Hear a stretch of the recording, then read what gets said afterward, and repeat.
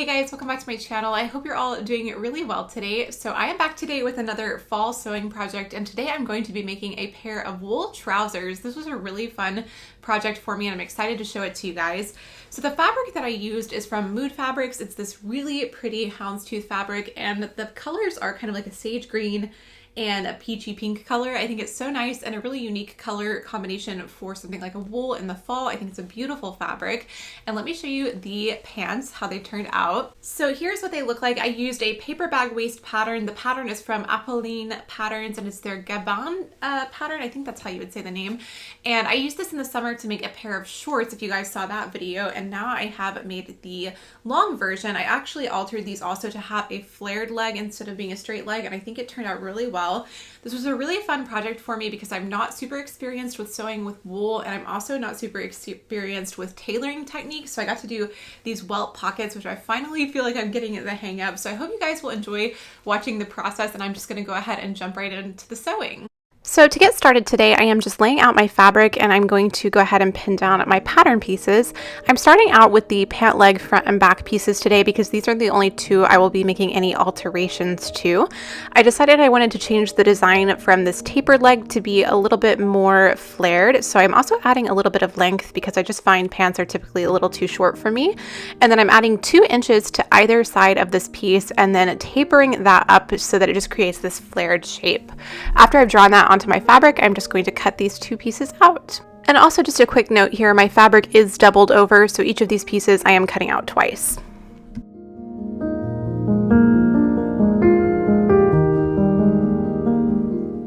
So next I'm going to cut out the rest of the pieces from the main fabric. So there are the waistband facings as well as the belt loop, the pocket upper piece, and then the back pockets and the belt. So I've gone ahead and cut all of those pieces out of my fabric with the correct number as listed on the pattern. I'm also going to cut out my pocket pieces, but for these pieces I am going to use this little bit of satin scrap fabric just because I really like how that looks.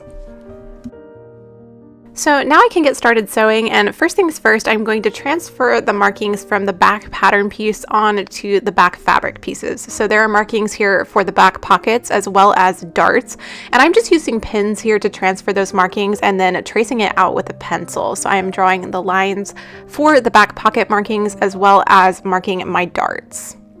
I do usually mark on my fabric with pencils, but if you're concerned about it showing once you're done, just use some chalk or a fabric invisible pen or something like that. So with my markings transferred, I can go ahead and get started sewing my darts. So I'm going to start by matching up the notches at the top of the back piece and tapering this down to where I marked the bottom of my dart with my pin. So I'm just going to match this together and pin along that diagonal line. Then also from the top of the dart to the bottom of the dart using a straight stitch and just stitching straight off of the dart, not back stitching. Then I'll knot the threads together to keep it from puckering once it is done.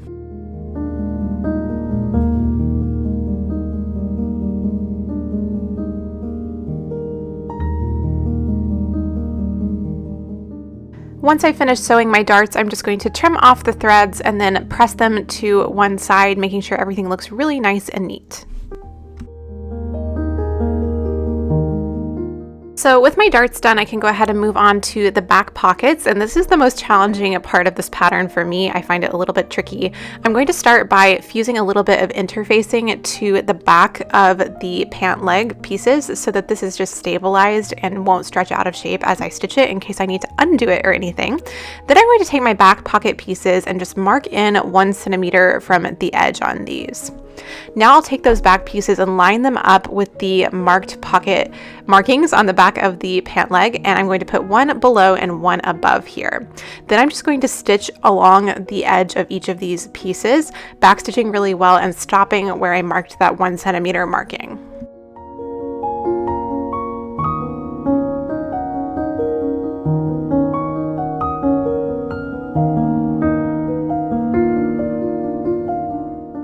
So with both sides stitched down, I'm just going to trim off my threads and then press these seams down so that it kind of lays open in the middle here, and that will allow me to see my markings from before.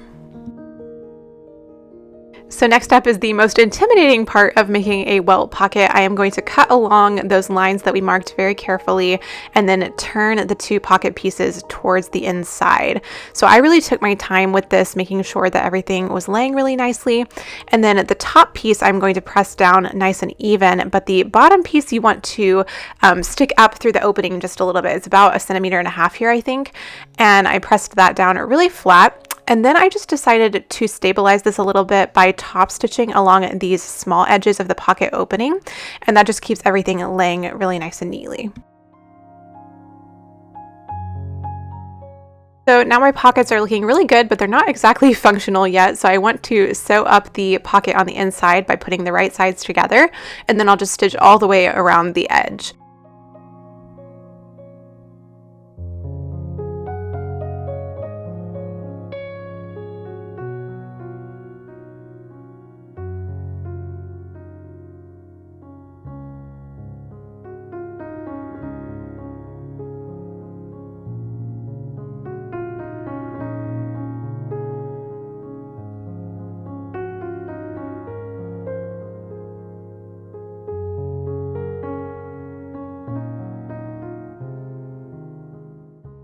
I'm also going to run this under the serger, just all of those exposed pocket edges, to make sure nothing unravels. So now I can go ahead and put the two back pieces together. We've done a lot of work on these back pieces. So I'm just placing these with the right sides together along the center seam, and I'm going to sew this down with a straight stitch and also use my serger to finish off the edge.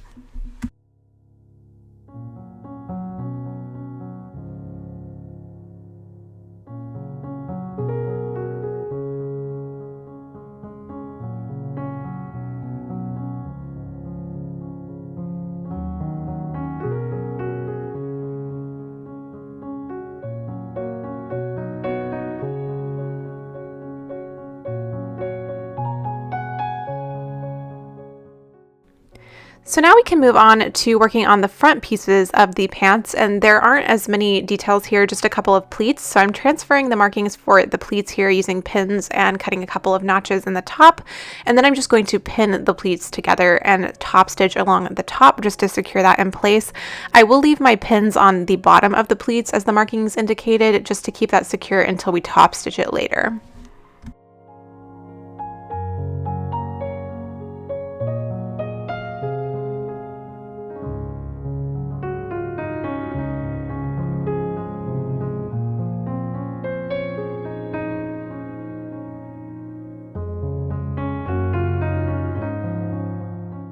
After I've pressed those pleats nice and flat, I can go ahead and sew the two front pieces together just like we did for the back pieces along the center, using a straight stitch and then serging off the edge. And because one set of pockets was definitely not enough for this pair of pants, we're going to move on to the side pockets. So these are made up of two pieces. So I'm going to start by pinning the lower pocket to the upper pocket piece, and I will stitch this down with a straight stitch. You should have 4 pocket pieces total after you've sewed them together. I'm also going to serge off the edge here, and I'm also going to understitch this. This is optional, but it just allows it to lay really nice and flat, and I love the way understitching looks. Understitching just means that you are going to stitch along the edge so that the seam is caught underneath, and that keeps it from rolling around or looking uneven.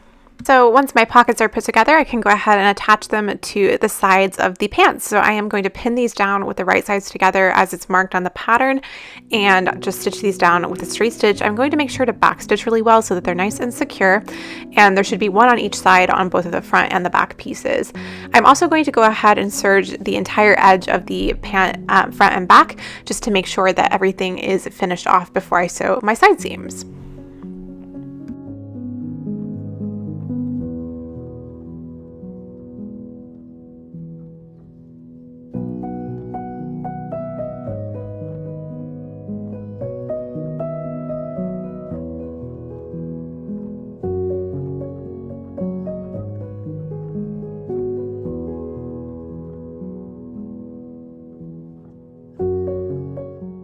I'm also going to understitch where I sewed the pocket to the pants, just to make sure that that stays turned towards the end side and doesn't stick out. You might be able to see a little bit better how the understitching works in this clip. So now these are really starting to take shape. I can go ahead and sew my side seam. So I'm going to pin the pant front to back with the right sides together, going all the way around the sides, making sure to go around the pocket as well. We don't want to sew that closed. This is how it becomes a functional pocket. So I'm going to go ahead and sew all of this down with the straight stitch. Now I did realize that I had forgotten to serge the edges of my pocket pieces, but it was not a problem because I could just go around the whole seam using my serger. So that's why I did that twice.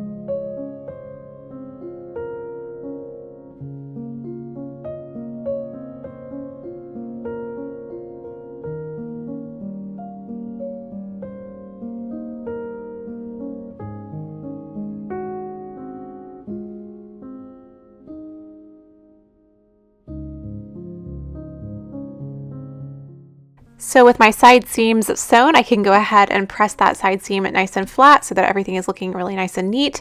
And then I'm going to pin and sew the inseam together. So I'm going to match up the two center seams that we sewed earlier and just make sure that that matches, and then pin down each of the pant legs and then sew all of this as one seam, pivoting in the center seam.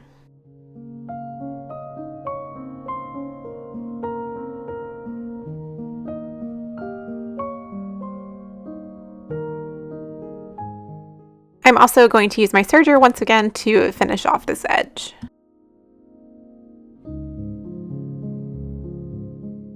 So now we can move on to making the cute paper bag waist detail, and the first step to that is to put together the waist facing. So I'm going to pin both ends of this together with the right sides together and just stitch that down with a straight stitch. Then I'll press those seams open.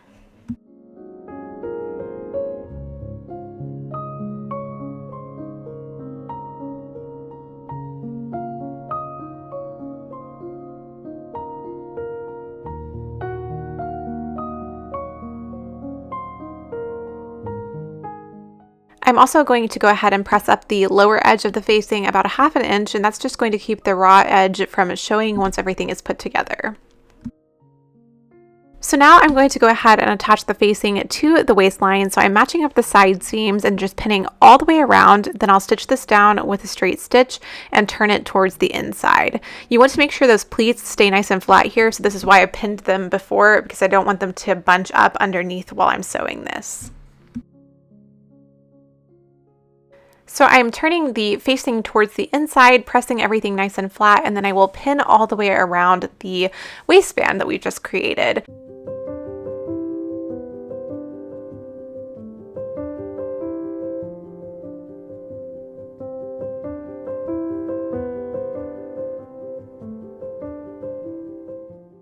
Now we're going to add elastic to the waistband, and the first step to do that is to run 2 rows of top stitching around the waistband. Now the lower row of top stitching, you want to make sure you leave a gap here, and that's what is going to allow you to put the elastic through the waistband. My upper row of top stitching is 1.5 inches from the top of the waistband, and then my lower row is 3.5 inches from the top of the waistband.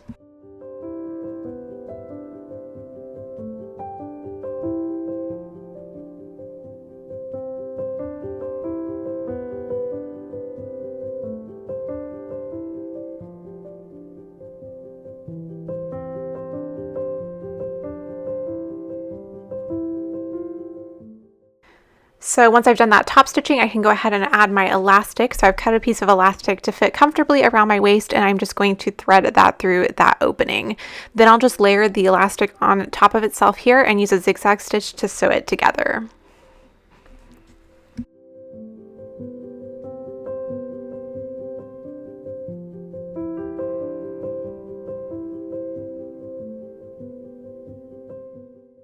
And then once the elastic is sewn together, all that's left to do here is to close up that gap in the top stitching.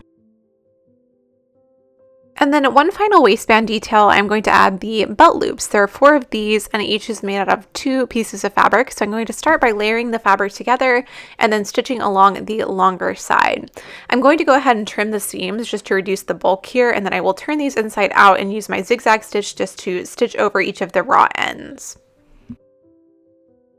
So I'm going to line up the belt loops with the pleats in the front of the pants and the darts in the back of the pants. That's just the placement on this pattern. And I'm going to place these with the right sides together and use a straight stitch to stitch these down.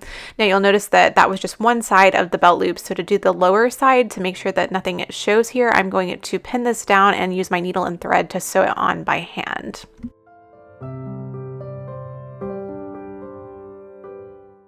Then the last step is just to sew the hem, and I'm doing that by hand as well because I think the hand stitching looks really nice on this wool fabric. Then all that's left to do is to make the belt. So to make the matching belt, I have the 2 belt pieces here, and I'm going to place these with the right sides together along the center and sew that center seam.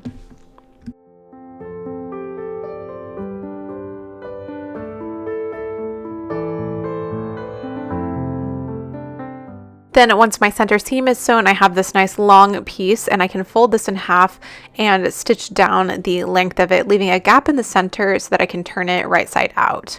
I'm also making sure to backstitch really well on this because these points will get a lot of wear as I kind of turn it to the right side.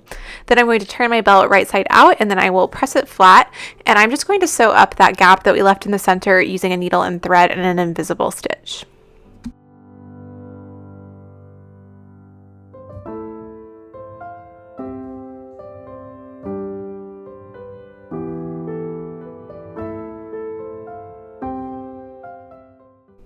Then all that was left to do was to add the belt to the belt loops and tie a nice bow in front, and this pair of pants was done. So here's how the pants turned out. I really love them, and I love having something pastel like this in my wardrobe for fall. I think it is so cute and something a little bit different. I love the waistband on these with the paper bag detailing, and I just think they are so much fun. I did originally think that I might line these, but I opted not to because this wool fabric is actually really soft and comfortable, so I don't find any problems with that. But if you are sensitive to wool, you might want to add an underlining or something like that.